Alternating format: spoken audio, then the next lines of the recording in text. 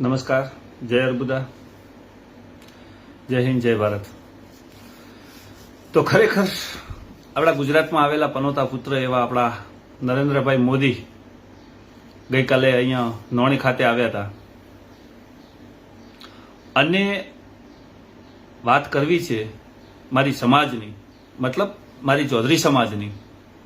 ખરેખર ધન્ય છે મારી ચૌધરી સમાજને.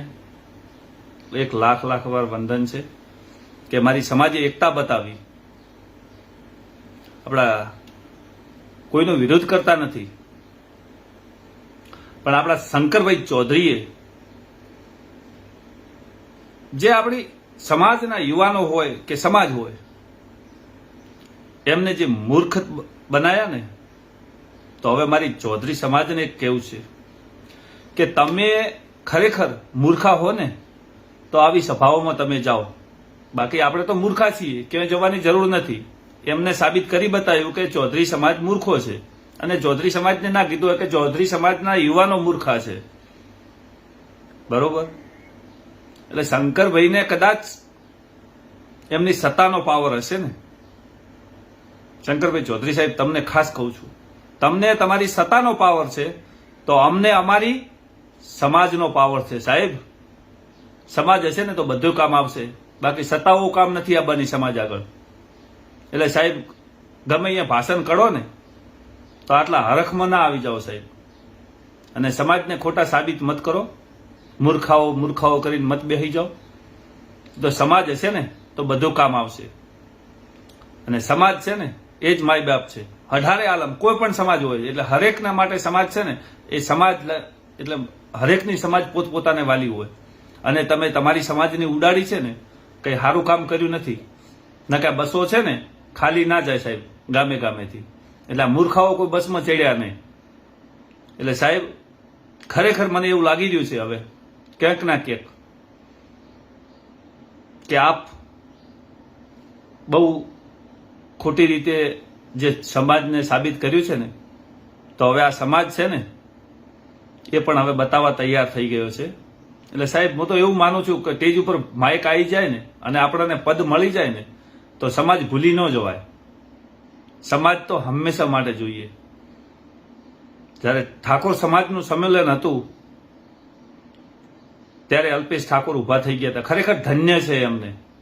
ત્યારે એમને એવું નહોતું થયું કે હું પદ ઉપર છું. એમને એક નક્કી કર્યું હતું કે હું મારી સમાજ સાથે છું. અને સાહેબ, તમે તો કેમ પડખે ઉભા રહેવાની વાત તો ક્યાંય રહી, પણ તમે ઉપરથી સાહેબ જે મૂર્ખાઓ કીધા છે ને, મૂર્ખ સાબિત કર્યા છે ને અમને, એની પણ સાહેબ હવે તૈયારી રાખજો. આ ચૌધરી સમાજ 100% ચૂંટણી આવે છે ને 100% બતાવશે, એમાં કોઈ ફરક નથી.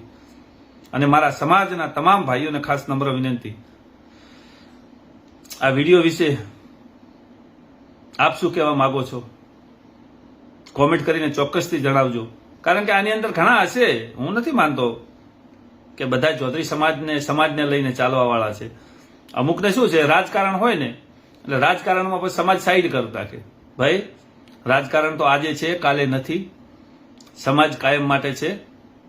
સમાજ ભેળા રહો. સમાજ હશે તો બધું જ થશે. બાકી રાજકારણ તો આજે છે ને કાલે નથી. બાકી મારા જેવા રાજકારણમાં કેટલા આવ્યા ને કેટલા જતા રહ્યા તમને કહું.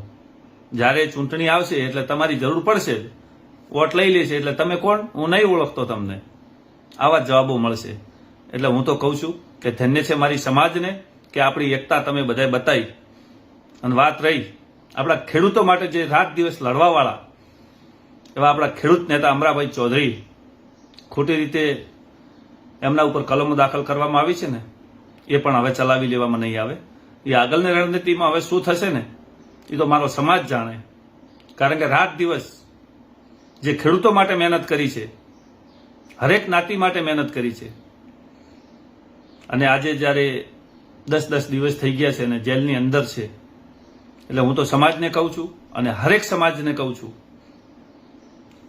હરેક સમાજને એ કહું છું કે તમારો ખેડૂત નેતા એટલે અમરાભાઈ ચૌધરી પણ જેલમાં બેઠો છે અને હવે સહન કરવાનું અને ચલાવી લેવામાં નથી આવતું. એણે શું પાપ કર્યું હતું, એણે શું ખોટું કર્યું હતું, કોને માર્યું, પહેલે એની તપાસ કરો સાચી. અમરાભાઈ કઈ જગ્યાએ હતા એવી તો કોઈ સાબિત કરતા નથી તમે, અને બસ અમરાભાઈ ઉપર કલમો લાગી ગઈ એટલે મારા ચૌધરી સમાજને કહું છું હવે ચેતી જજો, નકે આ કલમો બધી ચૌધરી સમાજ માટે 100% લાગશે. એટલે હવે હું તો મારી સમાજને કહું છું કે આપણી એકતા હશે ને તો બધું જ હશે. જય હિન્દ, જય ભારત, જય અર્બુદા.